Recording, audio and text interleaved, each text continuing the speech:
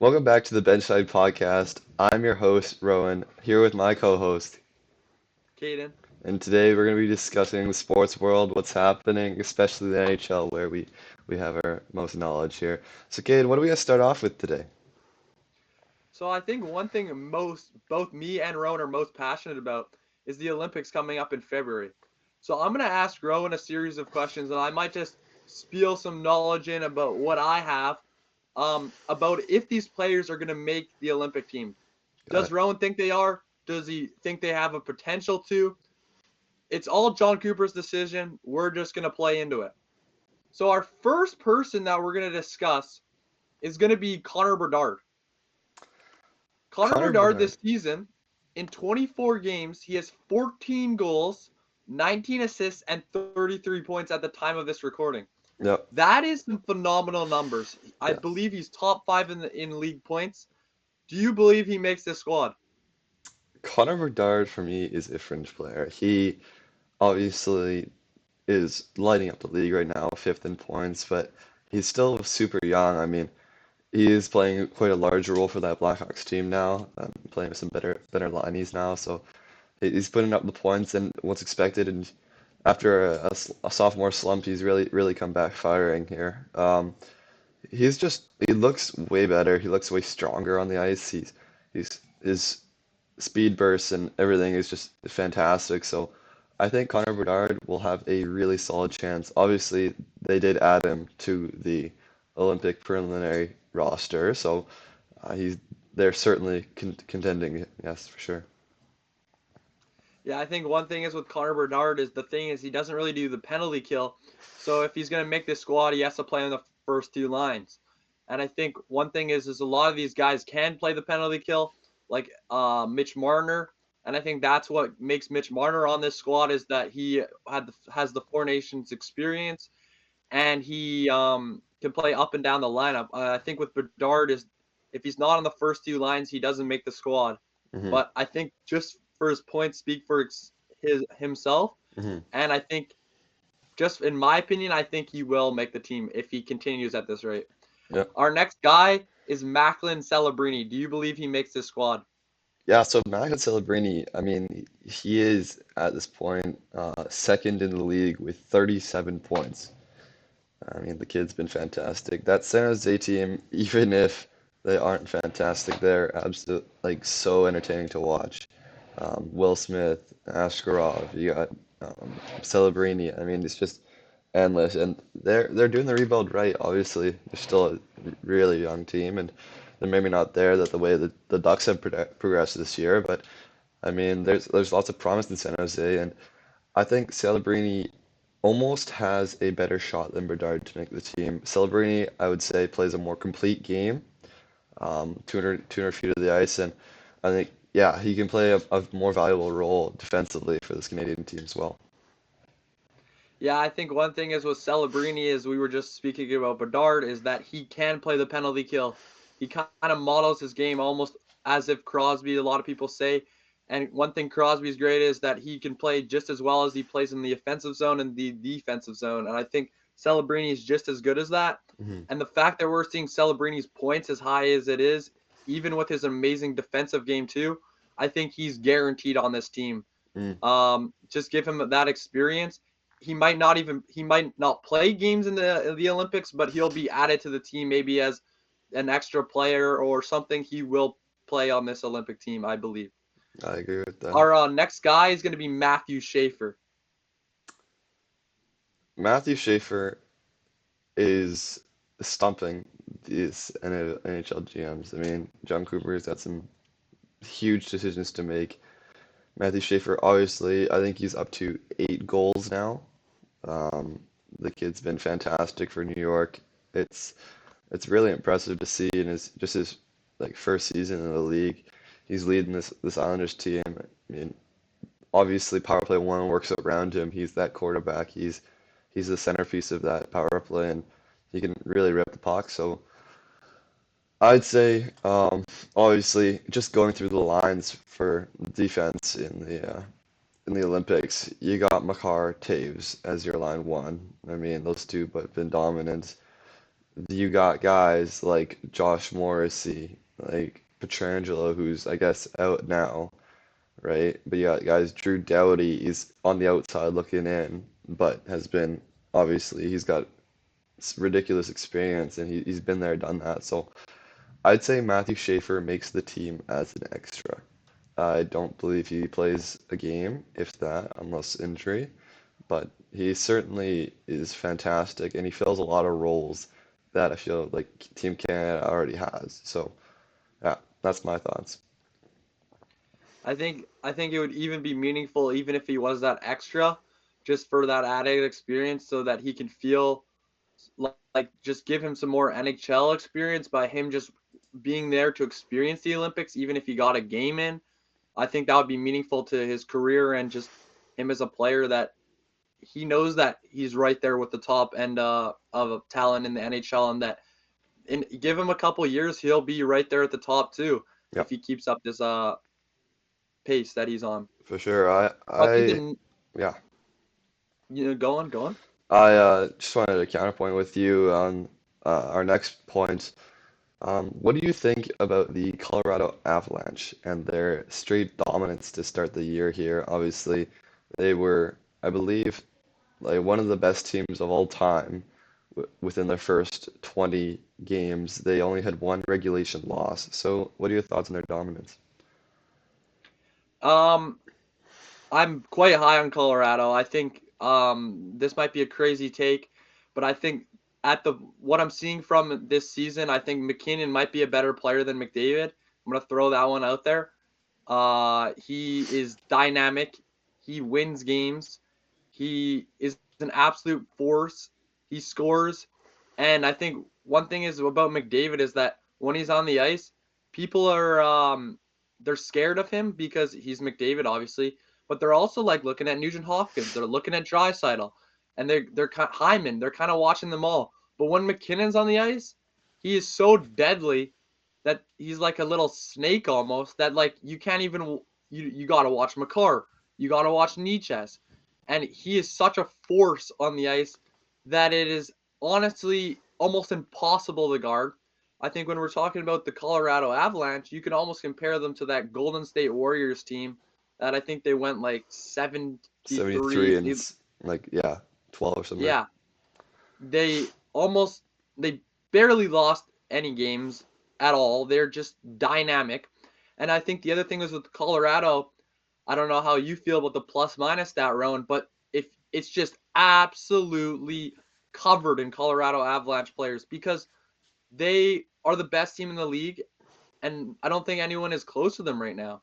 Yeah, I totally agree with you. I mean, even going back to last night, the Colorado Avalanche beat the Montreal Canadiens, the young gun Montreal Canadiens, 7-2. I mean, they hopped out to a three-goal lead quick. And another guy that's heated up really they're starting to heat up for the Avalanche is the Brock star, Brock Nelson. He's been really heating up. He's finding his place in Colorado. Obviously, he had a tough start to start the year, but he had last night in the game, he had 2 goals and 2 assists for a 4-point night. I mean, once again, speaking on McKinnon, he's been fantastic. He had a goal and 2 assists. So he's tied now with Morgan Geekie with 20 goals on the year. Um, just absolutely insane. And he also has the points lead by a chokehold of 7 points, um, sitting at 44. So yeah, I this team is dangerous. They have the lumberyard net. I mean, Scott Wedgwood and Mackenzie Blackwood have been fantastic. They had back-to-back-to-back shutouts at one point this November, and have just been like the backbone to this team. Yeah, obviously Brock Nelson only playing 17 minutes in that Montreal game had 4 points. He's +3. Gabriel Landeskog coming back into this team has also been huge. Not only his chemistry with the guys and especially McKinnon, but also the leadership in the room, I believe, has really improved. He had 3 points, 2 goals, and an assist in only 16 minutes of ice time. And then obviously Marty Necas, 3 assists +2 in 1806. He was great. He fits really well into the system, and the guys seem to have really appreciated him there. Yeah, I think I'll just finish it up here on Colorado. I think one thing that Colorado does a really good job of is that their sixth defenseman almost is Brett Burns. I think that's a pretty solid sixth for the team. He builds that leadership presence. He's their sixth defenseman is Brett Burns, and Brock Nelson I believe is on the second, third, fourth line. He was a stud for the New York Islanders for many years, and the fact that you have Gabriel Landeskog, Martin Necas, all these other players are like their second, third, fourth, fifth best player. Those would Hmm. be like top end players on a B squad team, like maybe a Buffalo Sabres or just a team that isn't so good. Like not hitting a Buffalo Sabres, but Tage is their guy and everyone else is kind of behind them. Hmm. Uh, but I think one thing about Colorado is their general manager is making some really good plays to just kind of build a core around McDavid and McCarr, and I McKinnon, think McKinnon. Cup might be coming soon again. Yes, the forecast in Denver is looking good. Obviously, Denver's dominance. We could just take a quick tangent on that. Denver's dominance right now in the sports world. Obviously, the Rockies haven't lost in a couple months. Obviously, just fantastic for them. This streak is just unheard of. The Denver Nuggets, I believe, are second in the West, only to the Oklahoma City Thunder. They're doing fantastic. And then the Denver Broncos. Obviously, I think they are what, 9-2 now. They are absolutely fantastic, led by Bo Nix. They're getting away with some one-score games, but they're Denver's dominance in the sports world right now is somewhat unheard of, and it's really it's they must be happy down there in Colorado. Yeah, I think if you're living in the I believe it's called the Mile High City because of the elevation, you are quite fantastically happy with your sports teams. You can For go sure. to any game and I think you're gonna get a win there in Colorado. Yeah. Um, I think the next thing we'll talk about is how much do you think points matter when making an Olympic team? A guy like Sam Bennett isn't so successful this season, but just he won the Conn Smythe last season. He his points in the playoffs were in 23 games. He had 15 goals, 7 assists, and 22 points. Yeah. Do you leave a guy like that off your lineup? Does regular Absolutely season not. points matter to you? Absolutely not. I believe Sam Bennett should 1000% be on this team. Obviously, me being a bit of a homer, this is tough to say. I personally don't like Sam Bennett, but you've seen the results from this guy, and he's been there, done that. Yeah, Sam Bennett is so good, and he's really just you can't leave him off the lineup. He's gritty. He can get on the forecheck, but also, as we've seen, he puts up points in the playoffs. He's kind of built for this style of hockey. So, um, yeah, I believe you absolutely have to leave Sam Bennett in the lineup. Yeah, I think the thing is when you are building a lineup, you don't really want to bring guys that are cold though into such a big tournament. And I think he's honestly going to make the team just because of his Conn Smythe performance and that he's such a gamer. Honestly, he shows up in the big moments. But I think guys like him need to start stepping it up, or else they're going to be forgotten. And I think guys like Bo Horvat, Mark Scheifele, they're making cases for it to unfold. I For think sure. we'll go back to Colorado here for a second, and we'll just talk about our boy Devon Tays. Do you think Devon Tays is as good as he is, or does Makar really make him who he is as an NHL defenseman? I believe Devon Davis is a fantastic standalone defenseman, even McCarless. Obviously, those two have elite chemistry and they read off each other so well. I mean, McCarr obviously moving forward plenty, and Taves recon Taves' recognition and his awareness of the play is fantastic. He often sneaks in backdoor, gets some points, or I mean, I saw another day a shot come from the point from a forward, and you had McCarr and Taves driving down each post. I mean, just elite level offensive ability and awareness is fantastic on both of them, and they know they have the support to do it too. They play off a great system. Jared Bednar, I mean, He's been coaching fantastic. I mean, if this Colorado team gets up to, say, what, 60 wins or say 50 even, I mean, Jared Bednar is almost certainly a lock for Coach of the Year. But yeah, I believe Devon Toews is a fantastic standalone defenseman. Obviously, you'd want to keep them together at the Olympics. Just already pre-built chemistry and an offensive talent just like that. So, but yeah, I believe Devon Toews can certainly sustain on his own for sure. I think you were just mentioning coaching. I think we could dive a little deeper into that.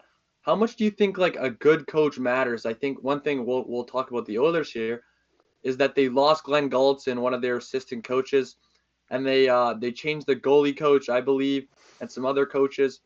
Do you think that's kind of what gave them the slow start to the season? They're missing guys like Paul Coffey on the bench, Glenn Gulletson, and it's just not the same for these guys because they've been there for so long. That goalie coach, I think, was there for 10 plus years. Glenn Gulletson was there for a long time in himself, and Coffey kind of just stabilized the group. Do you think that was one of the problems of why we started so cold this season?